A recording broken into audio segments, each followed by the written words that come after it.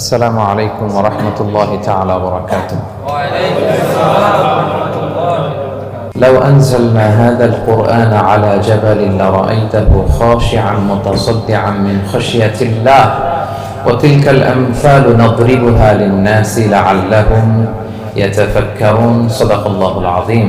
আমরা কোরআন দিয়ে আজকে কোরআনের পরিচয় নিব। কোরআনকে জিজ্ঞেস করব যে কোরআন তুমি তোমার পরিচয় দাও। আমরা কিছু প্রশ্ন করব, দেখবেন কোরআন অবলীলায় উত্তর দিয়ে দিচ্ছে। তো শুরুতে একটা কথা বলে রাখা ভালো, আমরা কিন্তু কোরআনকে আমাদের বাংলাদেশে কোরআন শরীফ বলি। কি বলি? কিন্তু কোরআনে কোথাও কোরআনকে কোরআন শরীফ বলা হয়নি। শরীফ আপনি বলতে পারেন, শরীফ অর্থটা ভালোই, সম্মানিত কোরআন। কোরআন শরীফ মানে সম্মানিত কোরআন। কিন্তু আল্লাহ তাআলা কোরআনকে কোরআন শরীফ কোথাও বলেননি। আল্লাহ তাআলা কোরআনকে কোথাও বলেছেন কোরআনে মাজিদ, বাল হুয়া কুরআনুন মাজিদুন ফি লাওহিম মাহফুজ। আমি লাওহে মাহফুজে এই কোরআনে মাজিদকে রেখেছি। লাওহে মাহফুজ 7 আকাশের উপরে। তুলুহু মা বাইনাস সামাই ওয়াল আরদ, আকাশ জমিন যত লম্বা লাওহে মাহফুজ ঠিক তত লম্বা। ওয়া আরদুহু মা বাইনাল মাশরিকি ইলাল মাগরিব, পৃথিবীর প্রাচ্য থেকে পাশ্চাত্য যত দূর লাওহে মাহফুজ প্রশস্ততার দিক থেকে ঠিক তত দূর। ওহুয়া মিন দুররাতিন বাইদা, সাদা ঝকঝকে ডায়মন্ড দিয়ে আল্লাহ লাওহে মাহফুজকে তৈরি করেছেন। এটা হচ্ছে কোরআনের বাড়ি 7 আকাশের উপরে। তা আল্লাহ বলেছেন বাল হুয়া কুরআনুম মাজিদ, কোরআনে মাজিদ বলছেন আল্লাহ, কোরআন শরীফ বলেন নাই। আরেক আয়াতে আল্লাহ তাআলা বলেছেন ইয়াসিন, তারপরে কি ওয়াল কুরআনিল হাকিম। তাহলে আরেক আয়াতে কোরআনে হাকিম বলেছেন, প্রোগ্রামে কোরআন, কোরআন শরীফ বলেন নাই। সূরা ওয়াকিয়ার আরেক আয়াতে আল্লাহ তাআলা বলেছেন ইন্নাহু লাকুরআনুন কারীমুন ফি কিতাবিম মাকনুন, এখানে বলেছেন কোরআনে কারীম। সূরা হিজরের এক আয়াতে আল্লাহ বলেছেন কোরআনে আযীম, ওয়ালাকাদ আতাইনাকা সাবআম মিনাল মাসানি ওয়াল কুরআনাল আযীম। নবী হে, আপনাকে আমি নিত্য পাঠনীয় সপ্ত বাক্য দিয়েছি আর কোরআনে আযীম দিয়েছি। তাহলে আল্লাহ বললেন কোরআনে মাজিদ, তিনি বললেন কোরআনে হাকিম, তিনি বললেন কোরআনে কারীম, কোরআনে আযীম। কিন্তু এগুলো সব থেকে আমরা কি বলি? কোরআন শরীফ বলতে পারেন, অর্থ ভালোই, কিন্তু কোরআনে নাই, আল্লাহ তাআলা বলে নাই। আসুন কোরআন শরীফ বলার পাশাপাশি আমরা কোরআনে কারীম, কোরআনে মাজিদ এগুলো বলতে অভ্যস্ত হই, কারণ এভাবেই কোরআনকে পরিচয় দিয়েছেন আল্লাহ তাআলা। পারা যাবে তো ইনশাআল্লাহ? শুধু কোরআনই কোরআনের নাম নয়, এছাড়াও কোরআনের আরো অনেক নাম কোরআনে খুঁজে পাওয়া যায়। যেমন কোরআনের একটা নাম হচ্ছে আল কিতাব। কোরআনের একটা নাম কি? আল্লাহ তাআলা বলছেন মা ফাররাতনা ফিল কিতাবি মিন শাই, এই কিতাব, এই কোরআনে আমি কোনো কিছু বাকি রাখি নাই, সব বলে দিয়েছি। সব, ব্যক্তি জীবনে, পরিবারে, সমাজে, রাষ্ট্রে, রান্নাঘর থেকে শুরু করে বঙ্গভবন পর্যন্ত, কাঁথা সেলাই থেকে শুরু করে মহাকাশ পর্যন্ত সব আল্লাহ কোরআনে বলে দিয়েছেন, কিছু বাকি রাখে নাই। তাহলে কোরআনের একটা নাম আল কিতাব, একটা নাম কি? কোরআনের আরেকটা নাম আল ফুরকান, সত্য মিথ্যার পার্থক্যকারী, the criterion between right and wrong. Quran পড়লে বোঝা যায় কোনটা সত্য কোনটা মিথ্যা। আল্লাহ তাআলা বলেন তাবারাকাল্লাযী নাযালাল ফুরকানা আলা আবদিহি লিয়াকুনা লিল আলামিনা নাযীরা, আমি কোরআনকে ফুরকান বানিয়ে পাঠিয়েছি যাতে করে বিশ্বনবী মানুষকে সতর্ক করতে পারেন। তাহলে একটা পেলাম কোরআনের নাম আল কিতাব, এরপরে দ্বিতীয়টা পেলাম আল ফুরকান। কোরআনের একটা নাম হচ্ছে আয-যিকির। আমরা অনেকে মনে করি শুধু সুবহানাল্লাহ, আলহামদুলিল্লাহ এগুলাই জিকির, না, কোরআনটাও একটা জিকির। কোরআনের একটা নাম হচ্ছে জিকির। আল্লাহ তাআলা বলছেন ইন্না নাহনু নাযালনা যিকরা ওয়া ইন্না লাহু লাহাফিযুন, নিশ্চয় আমি এই জিকিরকে মানে কোরআনকে নাজিল করেছি, আমি এই কোরআনকে সংরক্ষণ করব। তাহলে কোরআনের একটা নাম পেলাম আল কিতাব, একটা নাম পেলাম আল ফুরকান, একটা নাম পেলাম কি? জিকির। এরকম অনেকগুলো নাম কোরআনের আছে। শুনতে শুধু আমি সূরাতুল হাশরের 21 নম্বর আয়াত তেলাওয়াত করেছি। এখানে আল্লাহ তাআলা ইরশাদ করছেন যে এই কোরআনকে যদি আমি পাহাড়ের উপর নাজিল করতাম, লাউ আনজালনা হাযাল কুরআনা আলা জাবালিন লারাআইতাহু খাশিআম মুতাসাদ্দিআম মিন খাশিয়াতিল্লাহ। নবী হে, কোরআনকে যদি আমি পাহাড়ের উপর নাজিল করতাম, আপনি দেখতেন আল্লাহর ভয়ে এই পাহাড় ভেঙে চুরে খানখান হয়ে যেত। এটা এত গরুভার একটা বাণী কোরআন আল কারীম, পাহাড় ভেঙে যেত। পাহাড় কি চারটেখানে কথা? সুবিশাল পাহাড় আল্লাহ তাআলা পৃথিবীতে সৃষ্টি করে রেখেছেন। আপনারা আলাস্কা পর্বতমালার নাম শুনেছেন? Alaska range, situated located in USA. যুক্তরাষ্ট্রে একটা মাউন্টেন রেঞ্জ আছে, এটা 600 মাইল লম্বা। কয়শো মাইল? পুরোটাই পাহাড়। এটার নাম হচ্ছে আলাস্কা মাউন্টেন রেঞ্জ। ইউরোপে একটা মাউন্টেন রেঞ্জ আছে, এটার নাম হচ্ছে আল্পস মাউন্টেন রেঞ্জ। এটা 750 মাইল লম্বা। নেপালে একটা পাহাড় আছে, এটার নাম মাউন্ট এভারেস্ট। এটা 8829 মিটার উঁচু। আল্লাহ বলেন এই বিশাল বিশাল পাহাড়। আরব বিশ্বে অনেক বড় পাহাড় আছে। তুর পাহাড়ের চূড়ায় আমি উঠেছিলাম, আরব বিশ্বের সবচেয়ে বড় পাহাড় মাউন্টেন রেঞ্জ। আল্লাহ বলেন এই কোরআনকে যদি আমি তোমাদের উপর নাজিল না করে পাহাড়ের উপর নাজিল করতাম, আলাস্কার উপর নাজিল করতাম, আল্পস পর্বতমালায় নাজিল করতাম, তুর পাহাড়ে যদি নাজিল করতাম, মাউন্ট এভারেস্টের উপর যদি নাজিল করতাম, তাহলে নবী হ্যাঁ আপনি দেখতেন আল্লাহর ভয়ে এই পাহাড়গুলো ভেঙে চূর্ণ বিচূর্ণ হয়ে যেত। কিন্তু সেই কোরআন আল্লাহ কাদের উপর নাজিল করেছেন? আমাদের উপর। সো হিউজ রেসপন্সিবিলিটি, অনেক বড় দায়িত্ব। এই কোরআনকে আমরা বুঝি কিনা, কোরআনকে মানি কিনা, কোরআনের আইন সমাজে চাই কিনা, this is the burning question. নিজেকে নিজে প্রশ্ন করুন যে কোরআনের যে হকগুলো আছে আমরা আদায় করছি কিনা। এটা যেন তেন কোনো বাণী নয়, এটা আল্লাহ তাআলার পাঠানো বাণী, অনেক ভারী, অনেক ওজনওয়ালা বাণী। আল্লাহ তাআলা বলছেন ইন্না সানুলকি আলাইকা কওলান সাকিলা, নবী হে আপনার কাছে আমি অনেক ভারী, হেভি ওয়েট ওয়ার্ড নাজিল করব। এটা অনেক ওজনের, এটা সিম্পল কোনো বিষয় নয়। এই কোরআন যখন রাসূল সাল্লাল্লাহু আলাইহি ওয়াসাল্লামের উপর নাজিল হতো, প্রচন্ড শীতের রাতে বিষ্ণু সাল্লাল্লাহু আলাইহি ওয়াসাল্লাম ঘামতেন। আম্মা জান আয়েশা বলেন আমরা কম্বল মুড়ি দিয়ে থাকতে পারি না, এত শীত, কিন্তু বিশ্বনবী ঘেমে ঘর্মাক্ত হয়ে একাকার। ওটের উপর বসে থাকা অবস্থা যখন কোরআন নাজিল হতো, ওটগুলো মরুভূমির মধ্যে বসে পড়তো ডিরেক্টলি। কাফেলা চলছে চলছে, সাইয়েদনা জিবরাইল এসে কোরআন নাজিল করেছেন, কোরআনের ভারে ধপাস করে উট বসে যেত। যায়েদ ইবনে সাবিত রাদিয়াল্লাহু তাআলা আনহু কাতিবুল ওয়াহী, রাসূল সাল্লাল্লাহু আলাইহি ওয়াসাল্লামের একজন সাহাবী। রাসূল সাল্লাল্লাহু আলাইহি ওয়াসাল্লাম একবার যায়েদ রাদিয়াল্লাহু তাআলা আনহুর পায়ের মধ্যে মাথা রেখে শুয়েছিলেন, দীর্ঘক্ষণ শুয়ে থাকলেন। যায়েদ রাদিয়াল্লাহু তাআলা আনহু বলছেন আমার কোনো কষ্টই হচ্ছে না। হঠাৎ করে কোরআন নাজিল হতে লাগলো। কি নাজিল হতে লাগলো? কোরআন। যায়েদ রাদিয়াল্লাহু তাআলা আনহু বলেন দীর্ঘক্ষণ রাসূল সাল্লাল্লাহু আলাইহি ওয়াসাল্লাম আমার পায়ের উপর মাথা রেখে শুয়ে আছেন, কিন্তু আমি টেরই পাচ্ছি না। কিন্তু যখন কোরআন নাজিল হতে লাগলো মনে হলো যে আমার পাটা ভেঙে খান খান হয়ে যাবে। রাসূল সাল্লাল্লাহু আলাইহি ওয়াসাল্লামের মাথার ওজন এত বেড়ে গেল, আমি আর রাসূল সাল্লাল্লাহু আলাইহি ওয়াসাল্লামকে রাখতেই পারছি না আমার পায়ের উপর। ইন্না সানুলকি আলাইকা কওলান সাকিলা, নবী হে আমি অনেক ভারী, হেভি ওয়েট ওয়ার্ডের কোরআন আপনার কাছে নাজিল করব। সো কোরআনটা এটা অনেক সম্মানিত একটা বাণী, আল্লাহ তাআলার বাণী, অনেক ভারী একটা বাণী। এটা পাহাড় সইতে পারে না, পাহাড় ভেঙে চূর্ণ বিচূর্ণ হয়ে যেত, সে কোরআনকে আল্লাহ তাআলা আমাদের উপর নাজিল করেছেন। সো আমাদের হিউজ রেসপন্সিবিলিটি, অনেক বড় দায়িত্ব যে এই কোরআনকে মেনে চলা, কোরআন পড়তে জানা, কোরআনের অর্থ বোঝা এবং কোরআনের নীতিমালাগুলো আমাদের সমাজে বাস্তবায়ন করা। তো আমরা বলেছি যে আমরা কোরআন দিয়ে আজকে কোরআনের পরিচয় নিব। কোরআনকে জিজ্ঞেস করব যে কোরআন তুমি তোমার পরিচয় দাও। আমরা কিছু প্রশ্ন করব, দেখবেন কোরআন অবলীলায় উত্তর দিয়ে দিচ্ছে। আমরা যদি কোরআনকে জিজ্ঞেস করি যে কোরআন তুমি যে পৃথিবীতে এসেছো তোমার হিস্ট্রিটা বলো, কবে আসলা, কবে নাজিল হয়েছে? কোরআন বলবে শাহরু রমাদান আল্লাযী উনজিলা ফীহিল কুরআন, আমি রমাদান মাসে এসেছি, যেন তেন মাসে আসিনি। কোরআনকে যদি আমরা প্রশ্ন করি যে কোরআন রমাদান তো 29 দিন বা 30 দিন, তো এই 30 দিনের বা 30 রাতের কোন দিন বা কোন রাতে এসেছো? কোরআন বলবে ইন্না আনজালনাহু ফি লাইলাতুল কদর, আমি কদরের রাতে এসেছি। সুবহানাল্লাহ বিহামদি। ওমা আদরাকা মা লাইলাতুল কদর, কে তোমাকে জানাবে কদর কি? লাইলাতুল কদরি খায়রুম মিন আলফি শাহর, কদরের রাত 1000 মাসের চেয়েও সেরা। রাসূল সাল্লাল্লাহু আলাইহি ওয়াসাল্লাম আফসোস করতেছেন, আল্লাহ বনি ইসরাইলের লোকেরা হায়াত পাইছে 1000 বছর, 1500 বছর, এত ইবাদত করছে, আমার গুনাহগার উম্মতের কি হবে? আমার গুনাহগার উম্মত তো 60-70 এর মধ্যে মরে শেষ। আমার উম্মতি মা বাইনা 60 ইলা 70, আমাদের গড় বয়স কত? 60 থেকে 70। আল্লাহ বলেন চিন্তা করো না, লাইলাতুল কদর খায়রুম মিন আলফি শাহর, তোমার গুনাহগার উম্মতের জন্য আমি কদরের রাত দিয়েছি, 1000 মাসের চেয়ে সেরা। তাহলে কোরআনের হিস্ট্রি আমরা জেনে গেলাম। রমাদানে আসছে, রমাদানের কোন রাতে আসছে? এখন যদি জিজ্ঞেস করি তুমি কি একা একা আসছো না কেউ নিয়ে আসছে তোমাকে, এবার কি উত্তর পাওয়া যাবে? এই প্রশ্নের উত্তরে কোরআন আমাদেরকে জানায় যে আমি একা আসিনি। নাযালা বিহির রূহুল আমিন, রূহুল আমিন হচ্ছে জিবরাইল আলাইহিস সালামের একটা নাম, বিশ্বস্ত আত্মা। রূহুল আমিনের সাথে আমি এসেছি, সবচাইতে বিশ্বস্ত। যেহেতু এটা আল্লাহর বাণী, এটা আসার সময় যদি অন্যের কথা ঢুকায় দেয় তাহলে ভেজাল আছে না নাই?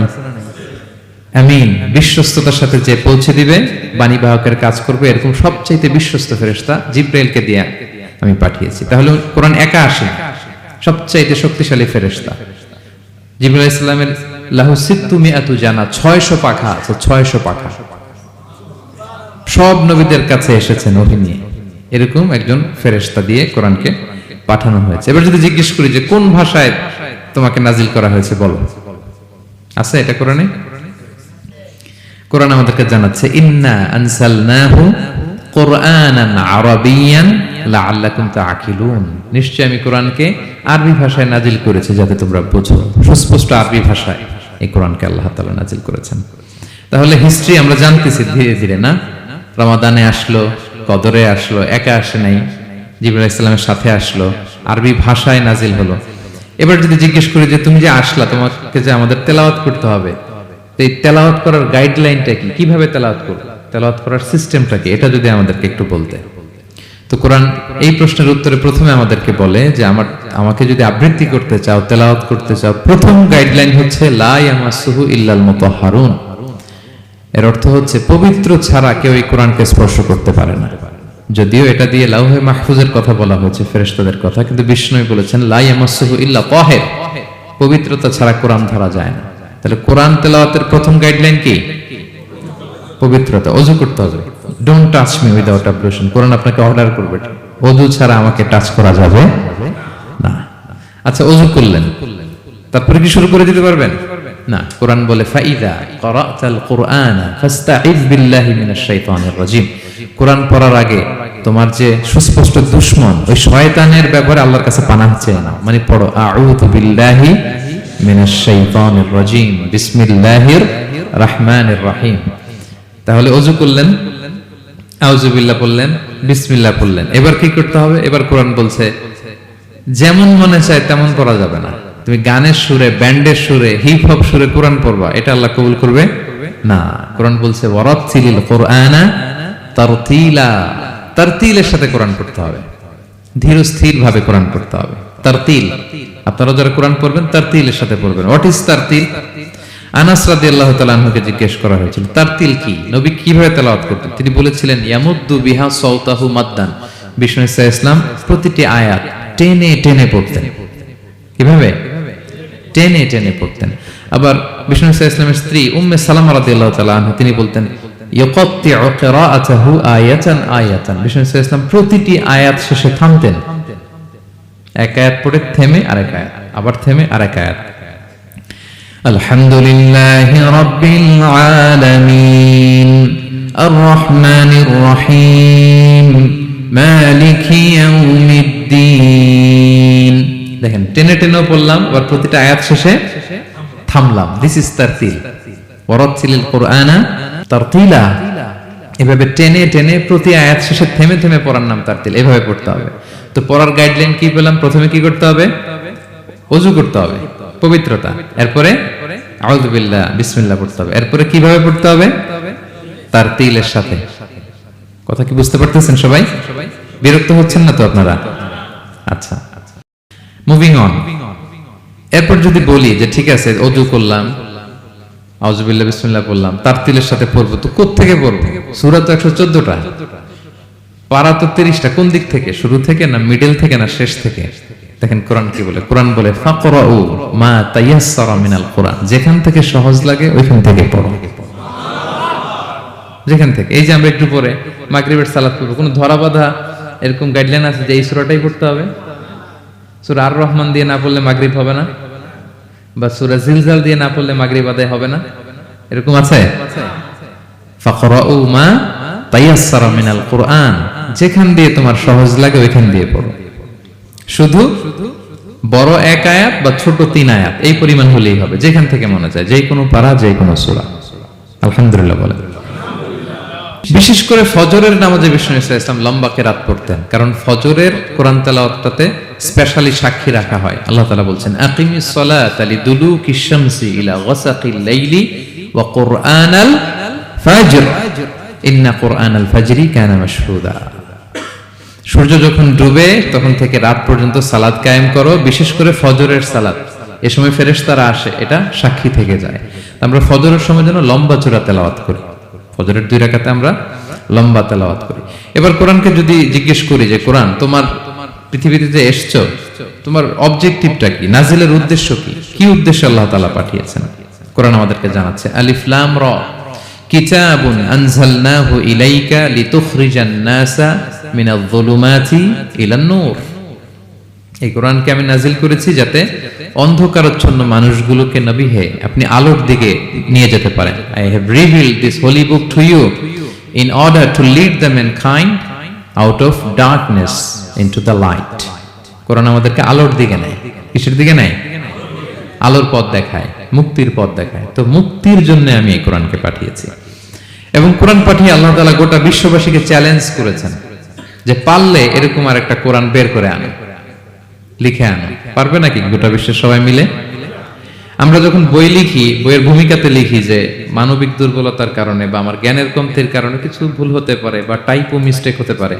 কেউ যদি আমাদের ভুলগুলো ধরিয়ে দেন আমরা শুদ্ধ করে নিব। প্রত্যেক লেখক লেখে যে আমার 3টা বই বের হয়েছে, আমি এটা লিখছি শেষে, যে কিছু টাইপো মিস্টেক হতে পারে বা আমার ভুল হতে পারে, জানালে আমি পরবর্তী সংস্করণে কি করব?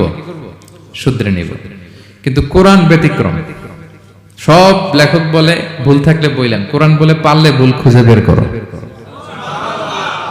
কোরআন শুরুতেই বলতেছে যালিকাল কিতাব লা রাইবা ফি, this is the book, the most authentic and original book in the world, whereof there is no doubt in it, এর মধ্যে কোনো সন্দেহের অবকাশ নাই। পারলে ভুল খুঁজে বের করে দেখাও। তার মানে গোটা বিশ্ববাসীকে আল্লাহ তাআলা চ্যালেঞ্জ ছুড়ে দিয়েছেন। চ্যালেঞ্জ দিয়ে বলেছেন ওয়া ইন কুনতুম ফি রাইবিম মিম্মা নাযালনা আলা আবদিনা ফাতু বিসূরাতিন মিন মিথলি ওয়াদউ শুহাদাআকুম মিন দুনিল্লাহি ইন কুনতুম সাদিকিন। যদি মনে করো যে কোরআন বিশ্বনবী বানিয়েছে, যদি সন্দেহ করো আমার বান্দা মুহাম্মদের উপর যে কোরআন নাজিল করেছে এটা যে তার বানানো মনে করো, পারলে আরেকটা বানায় নিয়ে আসো। পারে নাই। পৃথিবীর সবচাইতে বড় বড় সাহিত্যিক পণ্ডিত ছিল তখনকার সময়ে মক্কায়, পারে নাই তারা। তারা অনেক চেষ্টা করে যেই কথা বলছে ওটা কোরআনের পক্ষেই চলে আসছে। একজন অনেক ট্রাই করতেছে যে কোরআনের সবচেয়ে ছোট সূরার মতো একটা লাইন সে বানাতে পারে কিনা। সবচেয়ে ছোট সূরা কোনটা? কাউসার। তো সে পড়তেছে ইন্না আ'তাইনা কাল কাউসার ফাসাল্লি লিরাব্বিকা ওয়ানহার ইন্না শানিআকা ওয়াল আবতার। এরপরে মিলায় এক লাইন বানাইছে যে লাইসা হাযা মিন কালামিল বাশার। অর্থ হয়ে গেছে অন্যরকম। এটার অর্থ হচ্ছে এটা কোনো মানুষের কথা নয়। ইন্না আ'তাইনা কাল কাউসার ফাসাল্লি লিরাব্বিকা ওয়ানহার ইন্না শানিআকা ওয়াল আবতার। সে মিলে বানাইছে এক লাইন, সেটা হচ্ছে লাইসা হাযা মিন কালামিল বাশার, এটা কোনো বাশার মানুষের লেখা হতে পারে না। আল্লাহু আকবার। তো আল্লাহ তাআলা চ্যালেঞ্জ দিয়ে বলেছেন শুধু তোমরা না, পারলে জিনদের সাথে একটা কনফারেন্স করো। কুল লা ইনজতামাআতিল ইনসু ওয়াল জিন্নু আলা আইয়াতু বিমিসলি হাযাল কুরআন লা ইয়াতুনা বিমিসলিহি ওয়ালাউ কানা বা'দুকুম লিবা'দিন যাহিরা। আল্লাহ বলতেছে চ্যালেঞ্জ, গোটা বিশ্ববাসীর জন্য চ্যালেঞ্জ। শুধু তোমরা না, জিনদেরকেও ডাকো একটা কনফারেন্সে। কারণ দুইটা, ম্যানকাইন্ড আর জিনকাইন্ড। শুধু মানুষকে না, আমি জিনকেও চ্যালেঞ্জ দিলাম, সবাই মিলে যদি পারো কোরআনের মতো একটা বই নিয়ে আসো। পারবে? পারবে না। গোটা বিশ্ববাসী এই চ্যালেঞ্জের কাছে হার মেনেছে। এবং আল্লাহ বলেছেন এটা আমি নাজিল করেছি, এটা হেফাজতের দায়িত্ব আমি নিয়েছি। ইন্না নাহনু নাযালনা যিকরা ওয়া ইন্না লাহু লাহাফিযুন। এই কোরআনকে নাজিল করেছে কে? আবার এটা হেফাজতের দায়িত্ব নিয়েছে কে? আল্লাহ তাআলা নিয়েছে। কোরআনের সবগুলো প্রিন্টেড কপি যদি আমরা আগুন দিয়ে জ্বালায় দেই তাহলে তো আর কোরআন থাকবে না পৃথিবীতে, না? হ্যাঁ, আমরা আমাদের তাকরিম সলে আহমদ তাকরিমের মতো 10 জন ওয়ার্ল্ড ক্লাসের হাফেজদের বসাইলেই উইদিন 3 days আমি আরেকটা কপি বানাই ফেলতে পারবো। কি বলেন, পারা যাবে না? গোটা বিশ্বে আমাদের যে হুফাজ, এদের মধ্যে ওয়ার্ল্ড ক্লাস যে হাফেজ, এরকম 10 জন লাগবে শুধু আমার। গিভ মি জাস্ট 3 days, আমরা আরেকটা কোরআন বের করে ফেলতে পারবো। কারণ আমরা শুধু কোরআন লিখে রাখি না, এই সিনার ভিতরে খোদাই করে রাখি, ঠিক কি না? এবং হাফেজে কোরআনের সংখ্যা পৃথিবীতে বাড়ছে। পৃথিবীতে কোন দেশে সবচেয়ে বেশি হাফেজ জানেন আপনারা? না, বাংলাদেশে না। ইজিপ্ট র্যাঙ্কিং এ আছে, কিন্তু সবচেয়ে বেশি হাফেজ হচ্ছে লিবিয়াতে। লিবিয়াতে প্রত্যেক 3 জনে একজন হাফেজ। মোট জনসংখ্যা 70 লাখ, হাফেজ আছে 23 লাখ। র্যাঙ্কিং এ সেকেন্ড হচ্ছে আল মাগরিব, আরবিতে বলে মাগরিব মানে মরক্কো, ওদের হাফেজের সংখ্যা 16 লাখ। থার্ড হচ্ছে ইজিপ্ট, মোর দেন 1 মিলিয়ন। ফোর্থ হচ্ছে সৌদি আরবিয়া, ফিফথ হচ্ছে জর্ডান। কোটি কোটি হাফেজ আছে আমাদের গোটা বিশ্বে। আমাদের সবগুলো কোরআনের প্রিন্টেড কপি জ্বালিয়ে দিল, কোরআন আবার নিয়ে আসতে আমাদের কয়েকদিনের ব্যাপার। আলহামদুলিল্লাহ বলবেন না? এই কোরআনের ভিতরে আল্লাহ তাআলা শিফা রেখেছেন রহমত। আল্লাহ বলেন, অনুনাজ্জিলু মিনাল কুরআনি মা হুয়া শিফাউন ওয়া রাহমাতুল লিল মুমিনিন ওয়া লা ইয়াজিদুয যালিমিনা ইল্লা খাসারা। আমি এই কোরআনের ভিতরে শিফা রেখে দিয়েছি, রহমত রেখে দিয়েছি। সূরাতুল ফাতিহাকে বলা হয় সূরাতুশ শিফা। অসুস্থ ব্যক্তির গায়ে আপনি ফু দিতে দেরি, সুস্থ হতে দেরি হয় না। কিন্তু ওই ঈমানটা থাকতে হবে, ওই ঈমান নিয়ে, ওই আমল নিয়ে যদি আপনি রিসাইট করে ফু দেন, আল্লাহ তাআলা সুস্থ করে দেবেন। এবং এই কোরআন আপনাকে বিপদ থেকে উদ্ধার করতে পারে, কারণ কোরআন আল্লাহর সিফাত, এটা আল্লাহর একটা সিফাত। এটা পরে আপনি আল্লাহর কাছে দোয়া করলে আপনাকে বিপদ থেকে উদ্ধার করবে। আল্লাহ তাআলা বলছেন, ওয়া ইযা ক্বারা'তাল কুরআনা জাআলনা বাইনাকা ওয়া বাইনাল্লাযীনা লা ইউমিনুনা বিল আখিরাতি হিজাবাম মাসতুরা। নবী হে, আপনি যখন কোরআন তেলাওয়াত করেন তখন আপনার আর কাফেরদের মাঝে আমি পর্দা ঢেলে দেই। পর্দা, কাফেররা আপনারা দেখে না। সুবহানাল্লাহ। সূরা লাহাব যখন নাজিল হলো, তাব্বাত ইয়াদা আবি লাহাবি ওয়া তাব, ধ্বংস হোক, নিপাত যাক আবু লাহাবের 2 হাত। আবু লাহাব কে ছিল বলেন তো? বিশ্বনবীর চাচা। তো এই আয়াত যখন নাজিল হলো, চাচার বদনাম যখন এই আয়াতে আসলো, চাচি উম্মে জামিল খুব রেগে গেল। সে যখন নমুসলিমদের কাছে শুনতে আরম্ভ করলো, কি আমার স্বামীর ব্যাপারে কটূক্তি, আজকে মুহাম্মদের খবর আছে, আতাইনা ওয়া আবাইনা ওয়া আমরাহু কালাইনা, আজকে মুহাম্মদের একদিন আর আমার একদিন, একটা স্পরস্পর করে ছাড়বো। রেগে মেগে, খুব জাত্রের মহিলা ছিলেন, আসতেছে। তো বিষ্ণু ইসলাম কাবা ঘরের পাশে আবু বকর রাদিয়াল্লাহু তাআলা আনহুকে নিয়ে বসা। তো আবু বকর রাদিয়াল্লাহু তাআলা আনহু এই দৃশ্য দেখে বললেন, ইয়া রাসূলুল্লাহ, আপনি এখান থেকে চলে যান, উম্মে জামিল এসে আক্রমণ করবে আপনার উপর। আল্লাহ রাসূল বললেন, আবু বকর তুমি ভয় পেও না, আমি জাস্ট একটু কোরআন তেলাওয়াত করব, এরপরে কি হয় দেখো। বিষ্ণু ইসলাম কোরআন তেলাওয়াত করতে লাগলেন। আর রেগে মেগে আগুন হয়ে উম্মে জামিল আসছে, এসে আবু বকরকে বলতেছে, এই আবু বকর, তোমার বন্ধু মুহাম্মদ কোথায় বলো। পাশেই কিন্তু বিশ্বনবী বসা, কিন্তু সে চোখে দেখে না। সুবহানাল্লাহ বিহামদি। জাআলনা বাইনাকা ওয়া বাইনাল্লাযীনা লা ইউমিনুনা বিল আখিরাতি হিজাবাম মাসতুরা। নবী, আপনি যখন কোরআন পড়েন, কাফেরদের আর আপনার মাঝে আমি কি এঁটে দেই? পর্দা এঁটে দেই, ওরা দেখে না। আপনি বিপদে পড়ছেন, আপনি কোরআন পড়েন, আপনার শত্রু আপনাকে দেখবে না। হিজরতের রাতে বিষ্ণু ইসলাম আবু বকর রাদিয়াল্লাহু তাআলা আনহুকে নিয়ে গারে সাউরে আশ্রয় নিলেন। মক্কার কুরাইশরা খুঁজতে আবু বকর রাদিয়াল্লাহু তাআলা আনহু তো ভয়ে তটস্থ, যে কি না কি হয়ে যায়। আবু বকর রাদিয়াল্লাহু তাআলা আনহু বললেন যে আমি অবাক, আমার পাশ দিয়ে হেঁটে যায় ওরা, কিন্তু আমাদেরকে দেখে না। ইমাম আল কুরতুবী, তিনি মনসুর দুর্গে বন্দী ছিলেন, জালিমের বন্দিশালায়। উনি জেলখানা ভেঙে পালাতে লাগলেন। পালাতে সৈনিকরা টের পেয়ে গেল, খুঁজতেছে ওনাকে, খুঁজতে ধরার জন্য উনি এক পাহাড়ের চিপায় যেয়ে আশ্রয় নিলেন আর সূরা ইয়াসিন তেলাওয়াত করতে লাগলেন। তো ওরা খুঁজতে পায় না, কিন্তু উনি পাশেই, চোখে দেখে না। তো উনি বললেন যে হঠাৎ এক সৈনিক, সে ইউরিন পাস করতে লাগলো দাঁড়িয়ে, মানে প্রস্রাব করতে লাগলো। তার প্রস্রাবের ছিটে ফোঁটা আমার গায়েও লাগতেছে, কিন্তু সে আমারে দেখে না। সুবহানাল্লাহ পড়বেন না? জাআলনা বাইনাকা ওয়া বাইনাল্লাযীনা লা ইউমিনুনা বিল আখিরাতি হিজাবাম মাসতুরা।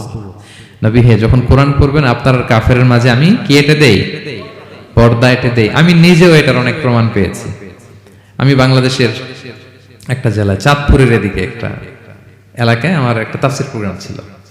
তো একটা সময় আমি খুব প্রত্যন্ত অঞ্চলে যেতাম, রিমোট এরিয়ায়, বিল একটা গ্রাম দাওয়াত করছে, তো আমি চলে যেতাম। কোরআনের কথা আমার পৌঁছাইতে হবে সব জায়গায়।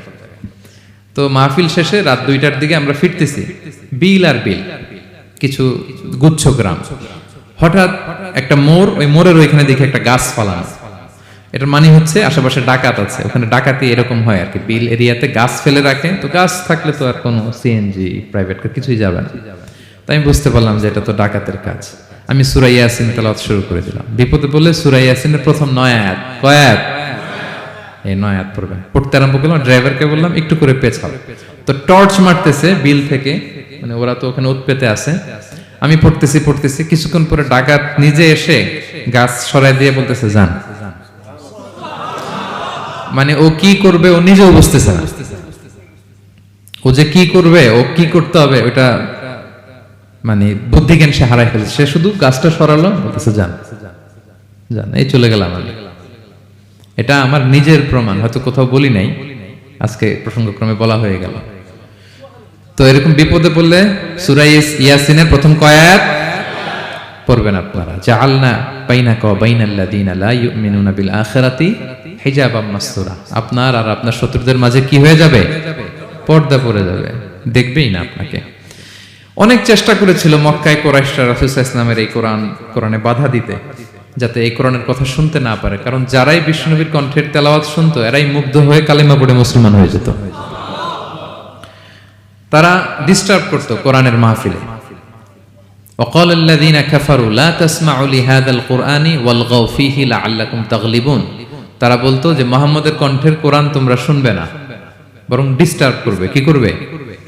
তো আবু জাহেল যখন ঘোষণা দিল তখন বিশ্বনবী তেলাওয়াত করলে ওরা শীষ দিত, হুইসেল বাজাতো, মুকাআউ ওয়া তাসদিয়া, হুইসেল বাজাতো আর হাততালি দিত এরকম।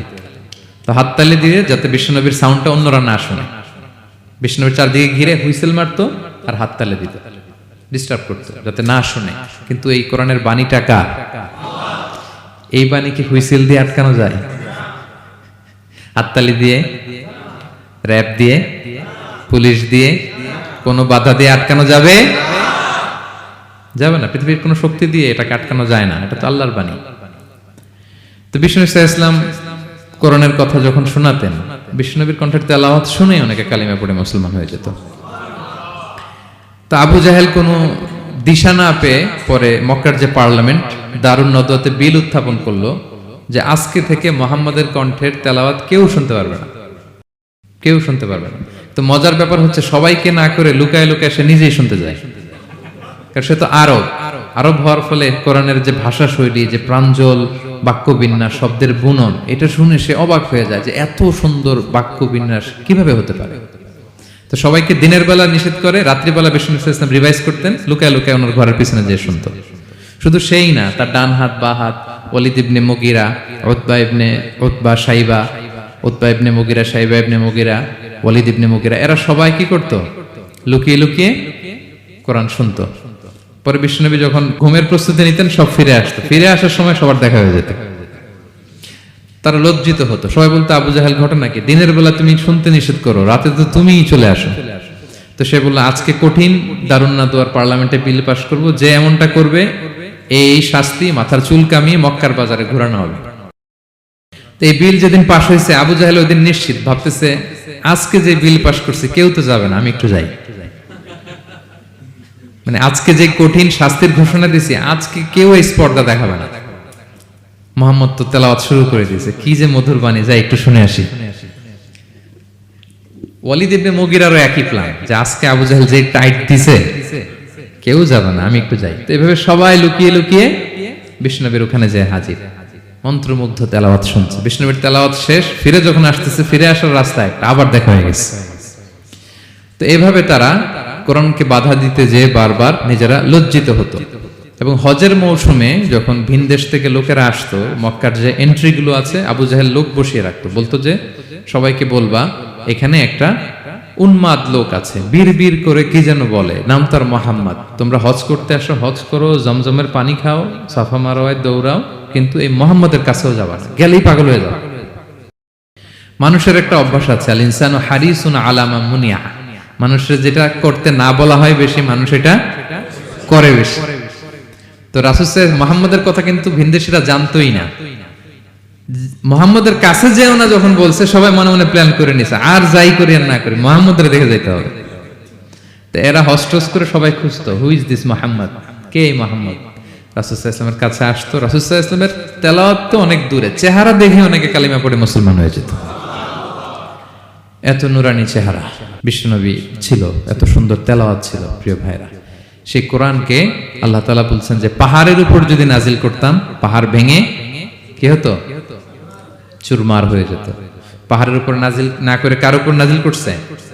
আমাদের উপর নাজিল করছে। আমাদের হিউজ রেসপন্সিবিলিটি, এই কোরআনকে আমাদের বুঝতে হবে, জানতে হবে। কোরআন শুদ্ধভাবে পড়ার প্রচেষ্টা চালাবেন তো রেগুলার।